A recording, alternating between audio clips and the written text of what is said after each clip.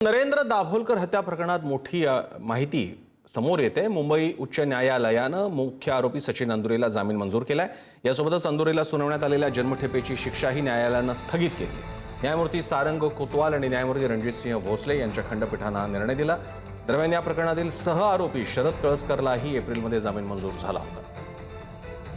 आपल्यासोबत आहेत दाभोलकरांच्या कन्या मुक्ता दाभोलकर, ज्या निष्ठा पदाधिकारी सुद्धा आहेत। मुक्ता, या सध्याच्या अपडेट्सकडे आपण कसं पाहता? आज 18 ऑगस्ट आहे, म्हणजे 20 ऑगस्टला अजून 2 दिवसांनी डॉक्टर दाभोलकरांचा खून झाला, त्याला 13 वर्ष पूर्ण होतील। 2018 मध्ये अंदुरे आणि कळसकर या दोघांना सीबीआयने अटक केलेली होती नालासोपारा आर्म्स हॉल केसमध्ये त्यांची माहिती समजल्यानंतर। आणि 18 सालापासून 2026 पर्यंत 8 वर्ष यांना हे दोघे मारेकरी तुरुंगात होते। मीनवाईल 2024 साली सेशन कोर्टामध्ये या खून प्रकरणाचा निकाल लागला आणि त्यामध्ये या दोघांनाही जन्मठेपे, खुनी हे दोघं प्रत्यक्ष मारेकरी आहेत असं सिद्ध होऊन त्यांना जन्मठेपेची शिक्षा सुनावण्यात आलेली होती।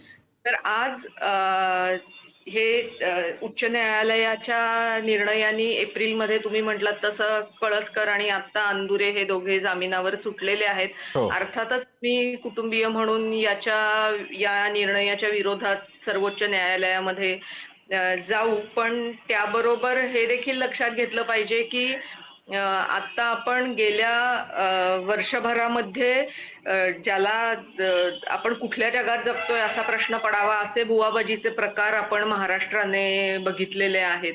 आणि या सगळ्या पार्श्वभूमीवर 13 वर्षापूर्वी डॉक्टर नरेंद्र दाभोलकरांचा खून करणाऱ्या लोकांना जर तुम्ही त्यांची शिक्षा स्थगित करून जामिनावर न्यायालय सोडतंय, तर मग हा खून नक्की कोणी केला आणि कसा झाला याच्याबद्दल काहीच 13 वर्षात समोर येऊ शकलं नाही का?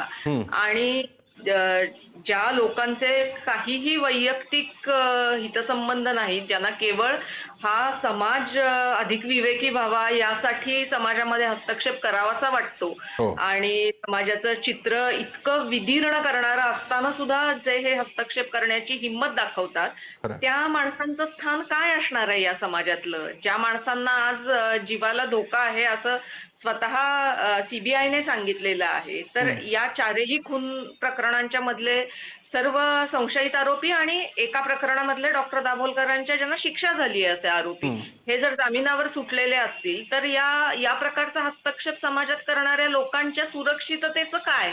खरं। हा देखील प्रश्न यातून निर्माण होतो। याबद्दलची एकच कॉन्क्रीट प्रतिक्रिया खरं तर आता देण्यासारखी आहे, ती म्हणजे आम्ही याच्या विरोधात सुप्रीम कोर्टात जाऊ, कारण हीच एक गोष्ट आज नागरिक म्हणून आम्हाला करता येण्यासारखी।